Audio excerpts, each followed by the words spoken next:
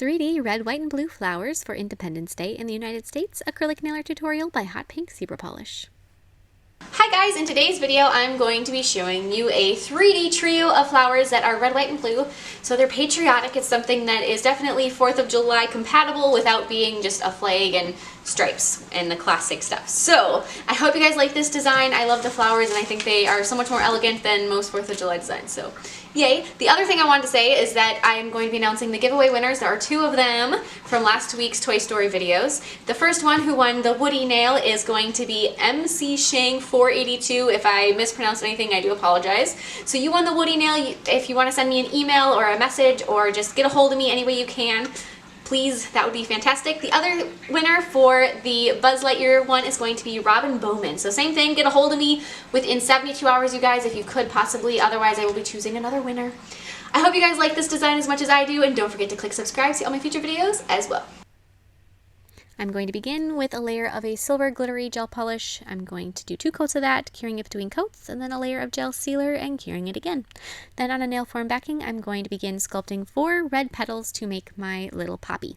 So I've got 2 that are going to be slightly smaller and 2 that are slightly larger, and I have them arranged in a little diamond shape for absolutely no reason. You can put them right side by side across the nail if you'd like, however floats your boat.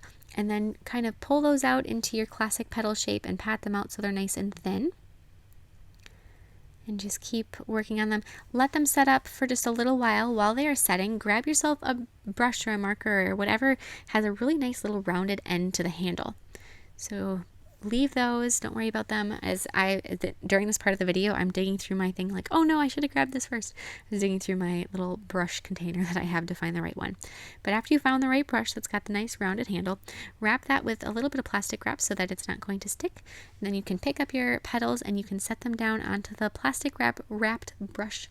And you can make the form of your flower so that your petals curl up so that they aren't just going flat, and this will give your poppy so much shape. So you're going to do the 2 smaller petals first and then do your 2 larger petals on top of them. And then you can work on your next flower, which will be a daisy. So I'm going to, same thing, nail form backing, sculpt a circle with white acrylic. Kind of leave that for just a second so it begins to set up. Then using the tip of your brush, pull in from the outside to start working on your petals. You may have to redo some of the first ones you did if they spread back out, if they self-leveled a little. But just create those nice little petal shapes going through. After you have that, I'm going to take a silicone tool and I'm going to press into it. This is a cone-shaped silicone tool to add a bit more detail to your petals, so each one has a nice little rounded shape. Kind of push in the center of your flower with a dotting tool to create a crevice for the center of the flower later when you add it. Then I'm going to give my flower a bit more of a curved shape with my silicone tool and my brush, using them together, just so that your flower isn't laying flat. We don't want any of our flowers to lay flat. We want them all to curve up a little. Then I'm going to do my forget-me-nots, and I'm going to have 3 of them, so place down 3 little beads of a blue acrylic, and then sort of gently pull them into a 5-petal flower shape. It doesn't take too much, just kind of make them look like little 5-petal blobs. After they set up a second, pull them in so that they have more defined 5 petals. Just like so. And then I'm going to take, and I'm just going to do the same thing with my little silicone tool and my brush, and I'm going to put the silicone tool in the center of each flower and then use the brush to curve up the petals a little bit. Nothing too crazy, just a little bit more detail to them.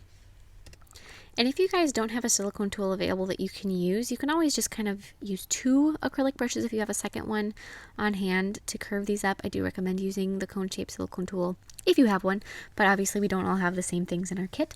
So use what you have, and I'm sure you can find something to make it work. So now that all of your flowers are done, you can start gluing them on. I'm going to start with the little daisy in the center, just because I like to keep things centered and that helps it out.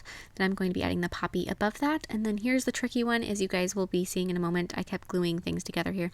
You're going to glue your 3 little forget-me-nots at the bottom, and I kept gluing them. First I glued the flower to the tweezers, and then I glued the flower to my finger. This is what happens when I use nail glue.